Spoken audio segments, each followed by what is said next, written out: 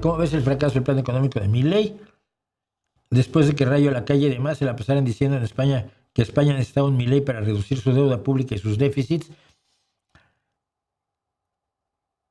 que los Rayos y los Lacayes tienen el problema de que son ideólogos, no son economistas. Ellos quieren que el mundo sea como ellos lo ven, pero por lo tanto son alérgicos a la realidad. Toda la gente que dijo cómo iba a fracasar Milei tenía razón, resulta. Pero todos fueron acusados por lo menos de comunistas, marxistas, leninistas, espartaquistas, anarquistas con bombas, ese tipo de estupideces que la derecha nos dedica a los progresistas ahora para no debatir.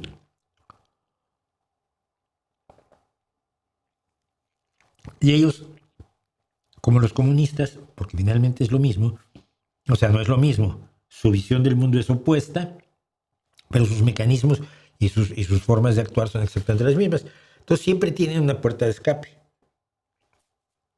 Cuando sientes que ya están acorralados, abren una puertecita y dicen, bueno, pero es que eso no era el verdadero libertarianismo, porque, y entonces hay un detalle por el cual no funcionaba aquello como ellos querían y ya, y se van bien contentos, ¿no? La idea es buscar que funcione aquello que quieren en vez de querer cosas que funcionan. Muy, muy diferente. Es decir, cuando tú tienes una ideología que se quiere imponer a la realidad, es muy distinta de una ideología que se define por la realidad.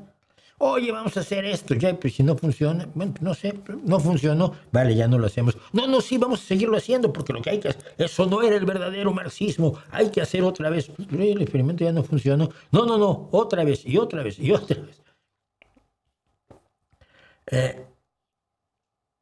Es muy, muy extraño. Muchas veces, además, lo que hacen es simplemente optar por no hablar de eso, ¿no?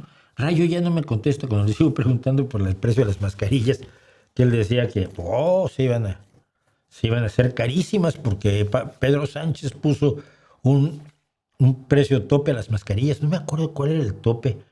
Creo que eran 60 céntimos. Luego conseguían las mascarillas a 1 céntimo. Que es lo que pasó, que las fuerzas productivas de verdad, no las que creen en el libertarianismo, las fuerzas productivas hicieron mascarillas más baratas. Y entonces ya el tope de precio funcionó solo unas semanas para permitir que la gente no se gastara. Una familia de 3, oye, a 1.60 la mascarilla, 2 mascarillas diarias son 320 por 3 son 9.80, 9.60 al día de mascarillas. Al cabo de 10 días son 96 euros y al cabo de 30 días son 270 y tantos euros de mascarillas. A la gente que ganaba 1,000 euros al mes la reventabas, le estabas pidiendo el 25% de sus ingresos para comprar mascarillas.